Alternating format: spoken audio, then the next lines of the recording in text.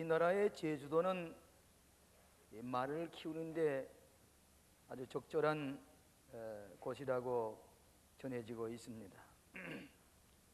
제주도에 가보면은 여러분이 푸른 초장에 목장에 말들이 꼴을 먹이면서 그러고 오고 가는 걸 보는 것이 얼마나 여유 있고 아름다운 풍경인지 말도 할 수가 없습니다. 저도 이번에 퇴수회 때에 저희들 단 버스가 그 말을 관광객들에게 태워주는 그것으로 가서 서 있게 됐습니다. 우리 교육자들이 목사님 하면 말을 한번 타보면 어떻게 되냐고 그래서 말을 타게 됐습니다. 내 손으로 이렇게 말을 운전해 가는 게 아니라 목동이 말 꼬피를 잡고서 그 산 밑으로 도내게 되는데 말을 타고 보니까 푹 미안한 생각이 들어가요. 말이 무거운 저를 태워가지고 간다는 게. 그래서 한참 이렇게 미안하다고 두들겨주고 그러고서 사진을 찍고 이게 돌아서 오면서 제가 그 목동이에 물었습니다. 이 말 한 필에 얼마쯤 갑니까? 그러니까 이 훈련받고 말 잘 듣고 뛰기를 잘하고 영리한 말은 한 마리에 수천만 원이 가고 전혀 훈련되지 아니하고 꽃비를 먹이지 않은 말은 불과 몇십만 원밖에 되지 않습니다. 3, 4세가 되고 아주 잘 달리는 말, 저 호주라든지 외국에서 수입해 들여온 말은 한 마리에 수백만 불이 된다고 하는 얘기입니다. 똑같은 말인데 똑같이 힘을 쓰는 말인데 한 마리는 수백만 불, 수천만 원짜리가 되고 하나는 아주 싼 값, 헐값으로 팔리는 그런 말이란 말입니다. 또 얼마 전 지나면 말을 은퇴시키는데 폐말을 시켜버리면은 아무 쪽에 쓰지 못하는 말이다. 이 말에 대한 역사를 들어보니까 기원전 한 3,000년 전부터 말을 사람들이 사육을 하고 타고 전쟁도 했다고 그럽니다. 특별히 애굽이라든지 바벨론이라든지 아수라든지 그런 나라에서는 말을 많이 사랑했지만은 성서에 보면은 말에 대한 기록이 별로 많지 않습니다. 소라든지 양이라든지 나귀라든지 혹은 제물 드리는 그런 순한 전생에 대한 얘기와 비유는 말이 있습니다. 성서에 보면은 말이라고 하는 것은 군마로 전쟁용으로 사용되어지는 말이었습니다. 그래서 신명기 17장 16절에 보면 왕된 자는 말을 많이 두지 말 것이요 말을 많이 얻으려고 애굽으로 돌아가지 말 것이니라. 말을 애굽에 가서 많이 사오지도 말라. 그렇게 얘기를 했습니다. 다윗 왕 때도 말을 여러 별을 가지고 있었는데 말이 너무 많이 있는 것도 필요치 않으니까 말의 뒷발에 힘줄을 끊어서 폐마시켜버리는 그런 말도 성경에 나오고 있습니다. 오늘 이 야고보서 3장에 보면은 우리가 말을 순종케 하려고 그 입에 재갈을 먹여 온 몸을 어거하며 이 말에게 재갈을 먹여가지고 순종케 할 때에 훌륭한 말이 될 수 있다. 이런 말씀입니다. 이 야고보서를 기록한 야고보는 소위 심리학에서 말하는 윌리엄 제임스의 인간의 마음의 문제를 들어본 적도 없고 읽어본 적도 없을 것이고 프로이드의 주장하는 인간의 마음이 성적 욕망, 충동에 의해서 살아간다고 하는 그런 글도 읽어보지 못했을 것입니다. 또 칼 융이 말하는 인간의 무의식층의 세계가 우리 인간을 지배하고 또 영적인 갈등을 일으킨다고 하는 말도 들어보지 못했을 것인데 이 야고보는 야고보서 4장 4절에 이렇게 얘기를 하고 있습니다. 너희 중에 싸움이 어디로 다툼이 어디로 쫓아나는지 너희가 아느뇨? 너희 지체에서 싸우는 정력으로 말미암아 쫓아나는 것이 아니냐. 다시 말해 우리의 마음속에 야생마와 같은 인간의 동물적인 충동과 정력과 또 욕망 이것들을 잘 다스리지 못할 때에 이 도사리고 있는 야생말이 발동하게 될 때에 싸움이 나고 분쟁이 생긴다. 오늘 우리 누구에든지 야생말이 우리의 마음속에 깃들이고 있다는 얘기입니다. 여러분, 육체적인 본능은 어떻게 보면 다른 동물과 별로 차이가 없는 충동과 욕망과 성욕과 같은 것이 구별할 수가 없으리만치 인간에게도 동물적인 요소가 많이 있습니다. 인간도 흙으로짐을 받은 존재이기 때문에 동물이 가지고 있는 충동적인 요소가 그대로 가지고 있다. 그래서 우리가 흔히 얘기를 하는 가운데 동물을 비유해서 저 사람은 여우와 같이 간사한 사람이다, 그런 얘기도 하고, 교활한 사람이다. 저 사람은 돼지와 같이 먹는다. 사자와 같이 용감하다. 저 사람은 당나귀와 같이 고집이 세다. 공작과 같이 교만하다. 그런 얘기를 합니다. 요즘 우리나라의 범죄하는 속성을 보게 되면은 과거에 상상도 하지 못했던 동물적인 본능에 의해서 저 동물보다도 못하리만치 아주 가장 야생마적인 그런 범죄를 하고 깜짝 놀라게 하는 사회 속에 살고 있습니다. 인륜이나 도덕이나 양심의 지배를 받지 아니하고 동물의 충동, 야생마를 풀어놓은 채로 야생마의 세력의 지배를 받는 오늘 현대 사회의 수많은 범죄의 요소들을 우리가 읽고 있습니다.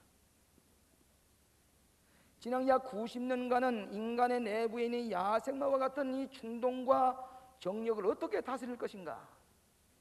이것이 종교에서, 철학에서, 윤리학에서, 일반 심리학에서, 심지어는 법학에서까지라도 인간의 이 야생마적인 충동을 어떻게 다스려서 바른 사회를, 선한 사회를 이루어 나갈 것인가 하는 것을 연구해 오고 있습니다. 오늘 저는 성선의 말씀을 중심해서 야생마를 타라, 누구에게나 도사리거는 이 야생마를 어떻게 다스려 나갈 것인가는 해결 방법이 무엇이냐고 하는 것을 함께 생각하고 은혜를 나누고자 합니다. 첫째로는 자기의 본능대로 살도록 내어버려두는 태도입니다. 우리의 마음에 있는 본능대로 내버려두는 것. 여러분, 인간은 이 자연은 아름다운 것이다, 생긴 대로 살고 자연스럽게 살자, 뭐 도덕적인 윤리적인 그런 굴렸을 게 뭐 있느냐. 인간이 가지고 있는 본능과 충동과 정력과 그 되는 대로 야생마를 풀어놓고 그대로 살자. 내가 좋은 것을 좋은 거고 내가 싫으면 싫은 것이다. 혹은 또 무슨 새로운 도덕관념을 가지고 새 것은 좋고 낡은 것은 다 잘못된 것이다. 이것이 현대인의 세속적인 생활 태도입니다. 뭐 죄라는 괴놈이 없습니다. 부끄러움을 모릅니다. 뭐 다른 사람이 나를 어떻게 내 마음대로 살면 되지 않느냐. 이미 여러분의 도덕적인 자명정이 이 세계 사람들에게 고장나 버렸습니다. 우리 주변의 자녀들이, 어린 자녀들이 보고 듣고 환경에서 부끄러움을 당하는 것도 우리가 의식하지 못하고 욕망과 탐욕과 음욕과 폭력과 반항과 약물 중독과 도덕적인 가치관이 없이 헬라신의 욕망의 정력의 신인 바카스의 신의 지배를 받고 전쟁의 신인 마르로스의 신의 지배를 받으며 살아가고, 도덕이라든지 종교라든지 윤리라든지 철학이라든지 가치라든지 이것은 이미 위선적인 것이고 형식적인 것이고 가식적인 것이니 거기에 따를 필요가 없다.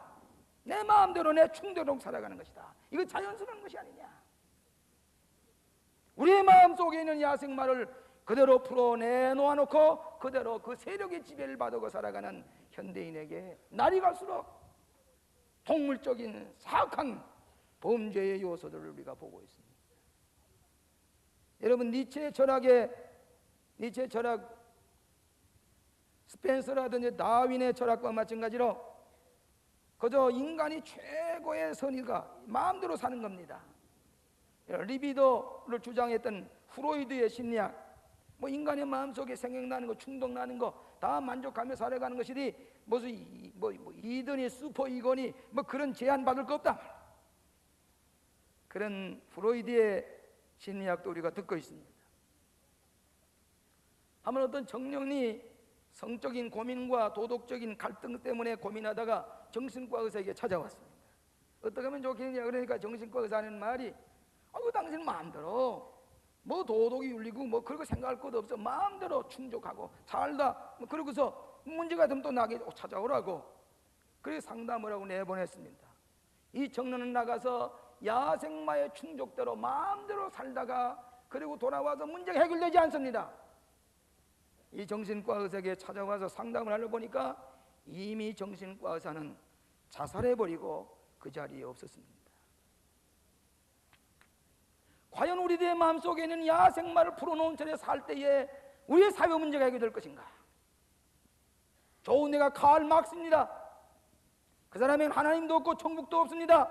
윤리와 도덕 다 가식적인 것이다. 아편이다. 욕망대로 정욕대로 본능대로 살아가자 말. 내가 좋으면 총불을 겨누고 빼앗으면 되지 않느냐. 내 것도 내 거고 내 것도 내 거다 말이야. 여기는 한계도 없습니다. 인간의 욕망대로 살아가는 막스주의의 오늘의 흔적을 볼 수가 있습니다. 그 공산사회에 찾아가 보게 되면 한 가지 놀라는 것은 무례하게 짝이 없습니다.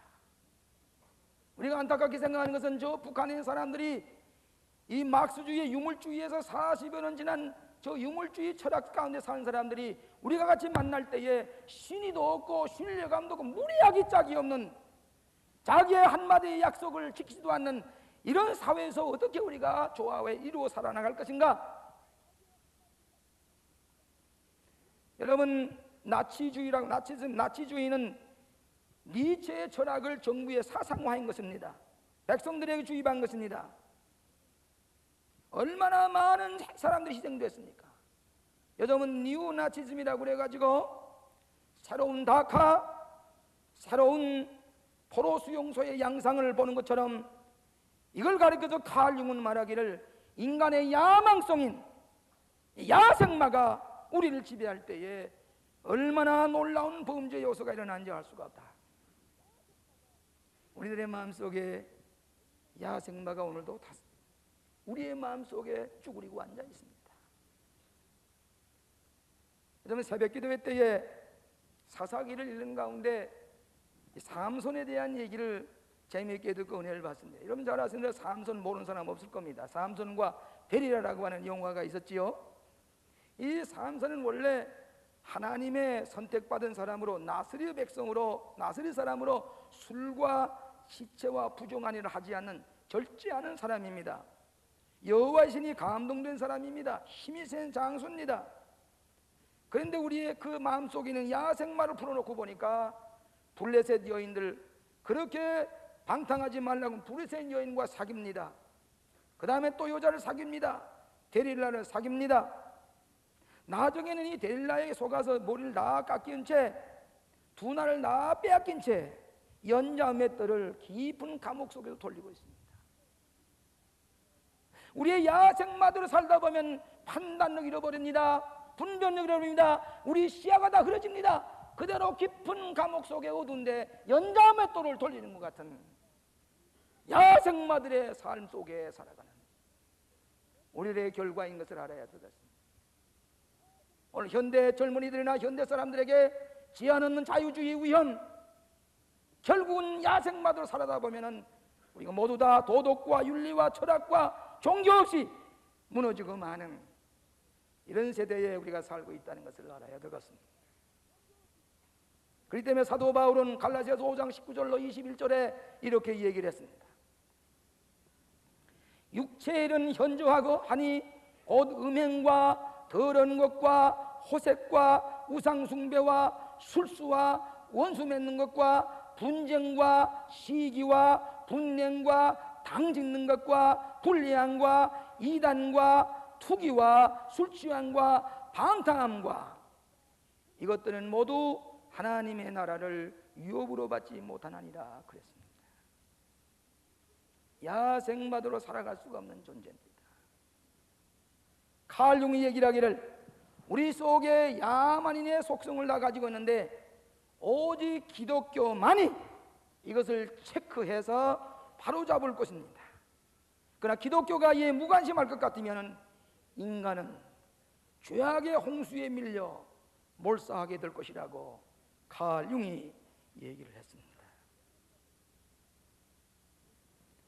큰 두 번째로는 자기를 완전히 무시해버리는 태도입니다. 자기를 거부해버리는 태도입니다. 첫 번째 태도는 자기 방임주의로 마음대로 자기를 풀어놓고 무제한적인 자유를 누리면서 야생마대로 세력의 지배를 받으며 살아가는 것이지만은 이 두 번째는 인간의 모든 욕망과 꿈과 이 모든 무조건 제거해버리고 무시해버리고 금욕주의적으로 무아로 살아가는 것이 좋다. 그래서 불교에서 말하는 무아지경에 들어가는 것이고 힌두이즘이 얘기하는 것과 마찬가지입니다. 왜 모든 죄악과 고통과 질병이 찾아오느냐? 인간의 욕망 때문이다. 이걸 무시해버리고 없는 것 같이 생각하라. 우리의 마음속에 야생마를 추출해버리고 그러고 살아가라 하는 얘기와 마찬가지입니다. 이렇게 살다 보면 결국은 니르바나라고 하는 것에 이르게 되면은 우리는 모든 욕망 없이 극락에 갈 수가 있다. 마치 뭐가 마찬가지 노니 머리가 아파서 병원에 찾아갔습니다. 의사 선생님께 다 진찰을 받고 난 다음에 이 머리가 너무 아프니 머리 좀 고쳐주세요. 그러니까 그 의사가 뭐라고 하는 거니 그 머리가 몹시 아프니까 그 머리를 잘라버리세요. 그러면 안 아플 것입니다. 때때로 우리 기독교가 금욕주의적인 데 머물러서 우리가 거룩하게 신령하게 생활한다고 생각할 때가 많이 있습니다. 여러분이 성지 순례를 다녀보면은 그 시내 광야에 그 사막 가운데 수도원이 있고 그 시내산 그 언덕에 물 한 방울 나지 않는데 수도원이 있고 일생 동안을 자기의 욕망을 주기 위해서 기도하면서 수도원 생활을 하는 사람들입니다. 어떤 사람은 마지막에 자기의 욕망을 다 죽이면서 그 밖에다가 밥을 떠다 놓으면 그 밥을 누가 가져가서 밥이 그대로 있으면 그 사람 죽은 사람입니다. 그 시체가 다 장례합니다. 스토이적인 철학입니다.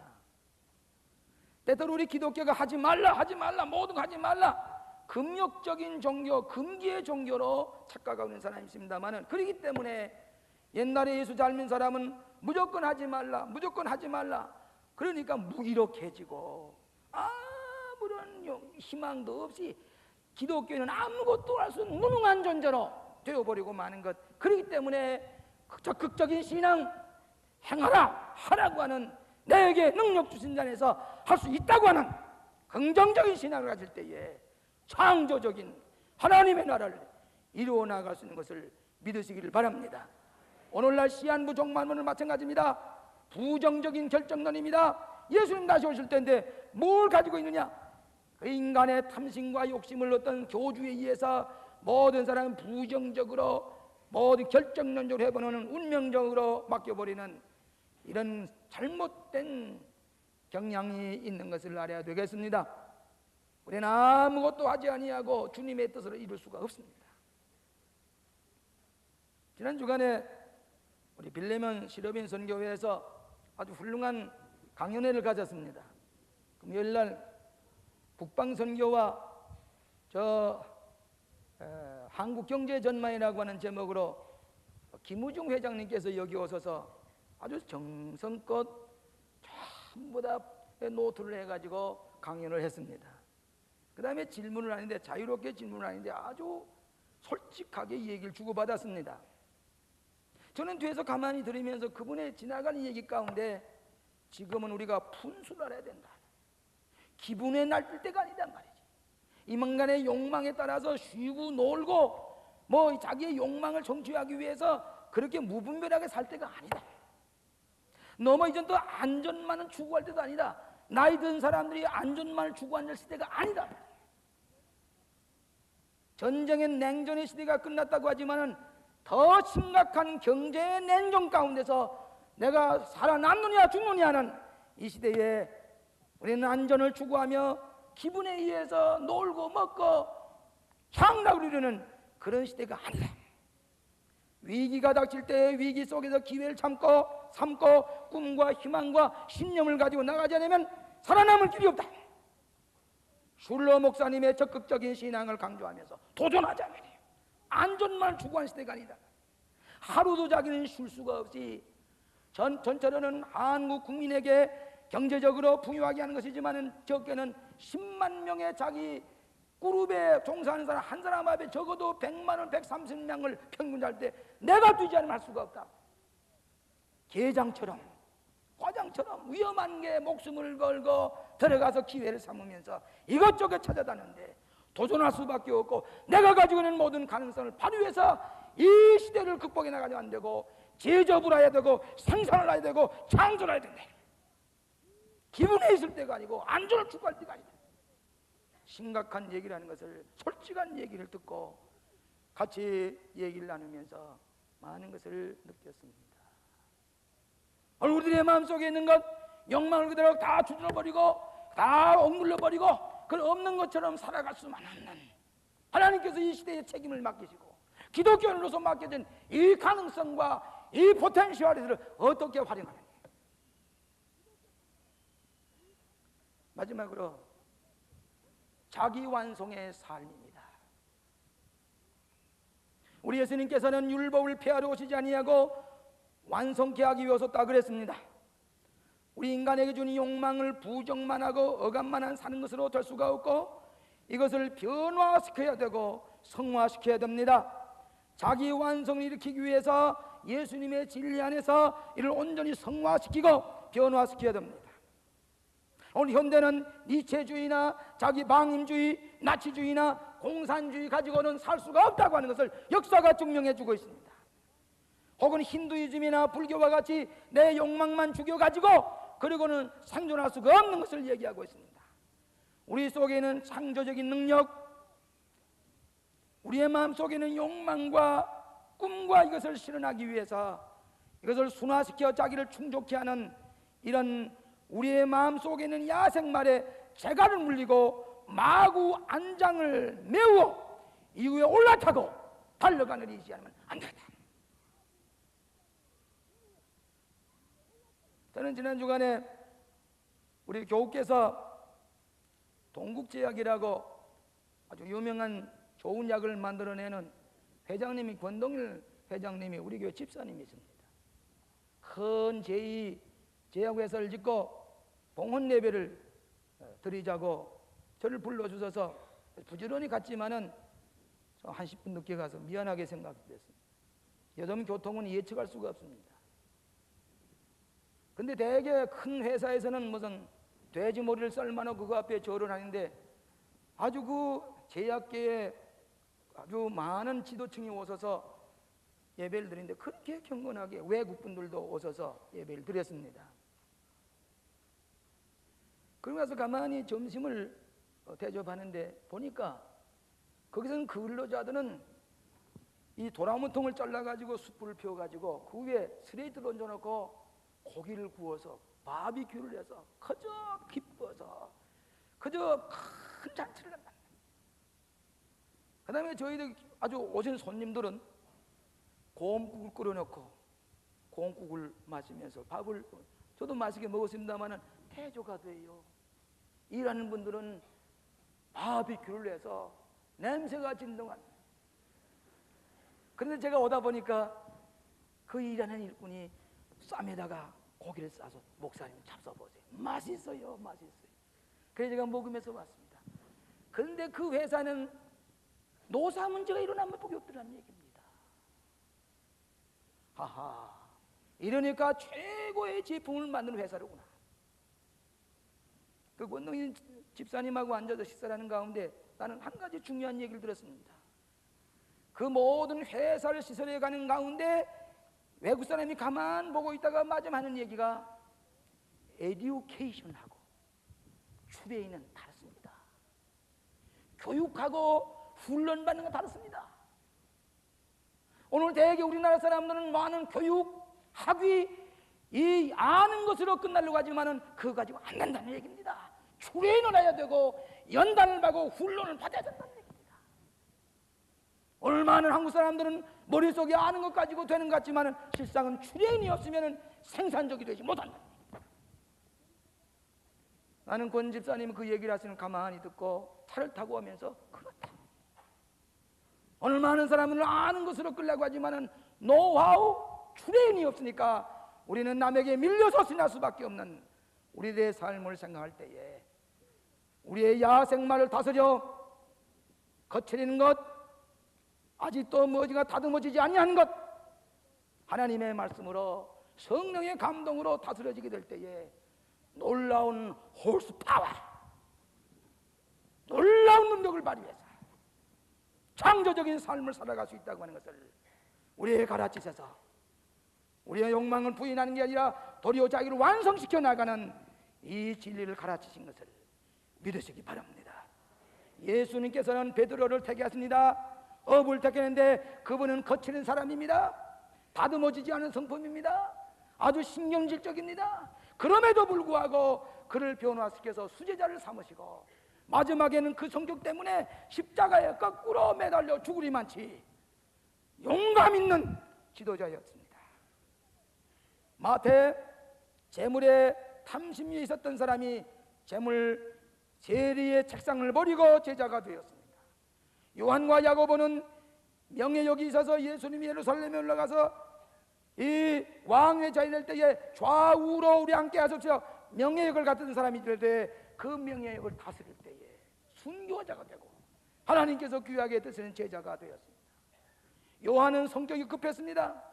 사마리아에 지나갈 때 사마리아 사람들이 반대하는 것 보고 예수님 벼락을 치게 해주시지요. 저것들을 보고 우리의 자식이라고 하리만 그랬지만은 주님 앞에 변화될 때에 사랑의 사도가 됐습니다. 여거시킨 정욕에 사로잡혀 있었지만은 그를 변화시킬 때 성자가 되었습니다. 윌리엄 부스라고 하는 구세군의 창시자는 어렸을 때부터 전쟁놀이를 좋아했습니다. 총 쏘고 군대를 좋아했는데 그가 예수를 믿고 난 다음에 그것이 구세군의 창시자로 변해지게 됐습니다. 예수님은 우리의 약점 거칠고 신경질적이고 다듬어지지 아니하고 못된 성품, 감정적이고 아직도 다스려야 될 것 아시면서도 우리를 부르시다. 야생마와 같은 것을 하나님의 말씀과 성령으로 다스릴 때 하나님께서 귀하게 들었으면 하나님의 최고의 선과 하나님의 뜻을 이루는 하나님의 사도가 되게 되는 줄로 믿습니다. 제가 워싱턴 DC에서 웨슬레 신학이라는 데서 공부를 했습니다. 때로는 공부하다가 외로워 지칠 때에 그 숲속에 웨슬레 선생님의 동상이 있는데 그 동상은 말을 타고 꽃비를 잡고 책을 읽는 그 동상인데 영국의 브리스탈에 있는 것과 똑같은 동상입니다. 그리고 동상을 보면서 그 옆에 책을 읽으며 명상하면서 돌아다 보면 말로 어떻게 조각을 잘해야 되는 눈이 그냥 살아서 니글니글 눈이 뜨고 보는 것 같아요. 그런 말 아주 찌른내가 나는 것 같아요. 살이 흠숭질하는 것 같아요. 나는 그걸 가만 바라보면서 진리지 않은 말은 들에서 아무 소용도 없지만은 이 말은 요한 웨슬레가 타고 다닐 때에 지구 두 바퀴 반을 돌면서 복음을 전하게 하는 이 말이 되었구나. 하나님이 쓰시는 귀한 말, 전도에 요긴하게 쓰였던 말이 되었구나. 깊이 생각해 보았습니다. 심령을 구원하는 도구로 삼았습니다. 제가 얼마 동안 런던에 가 있을 때에 1년에 한 번씩 앱솜이라는 데서 나비라는 게 있습니다. 이것은 경마인데요. 경마대회는 우리나라와 같이 투기적인 것보다는 영국 사람들의 그 신사적인 영국 사람이 즐기는 나비 경마대회가 있는데 많은 사람이 영국에서 모여왔습니다. 영국 여왕이 왔었습니다. 필립 공이 왔습니다.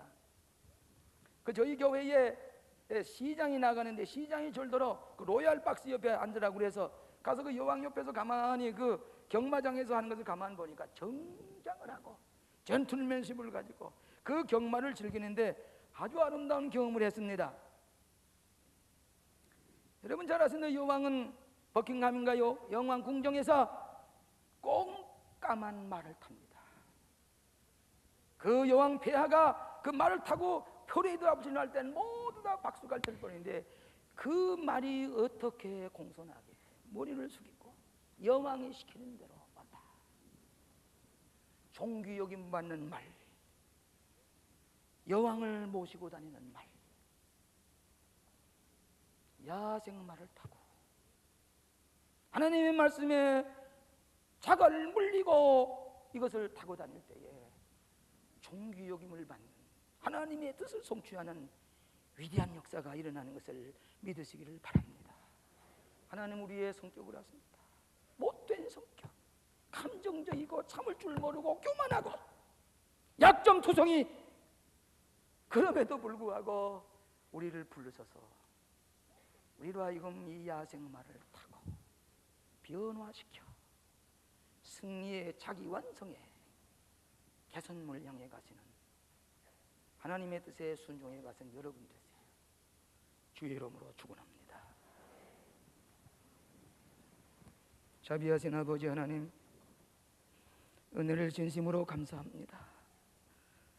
주님, 저희들의 모든 잘못된 성품을 아시지요. 주여 우리를 온전케 하시고 야생마와 같은 것을 말씀과 성령의 능력으로 다스려 하나님의 뜻을 이루어나가고 최고의 선언을 성취해 나가는 구원받은 하나님의 백성들이 다 되게 하여 주시옵소서. 야생마를 타고 자기 완성의 개선문을 향해 나가는 복된 백성들이 다 되게 하여 주시옵시기를 예수님 이름으로 기도하옵나이다.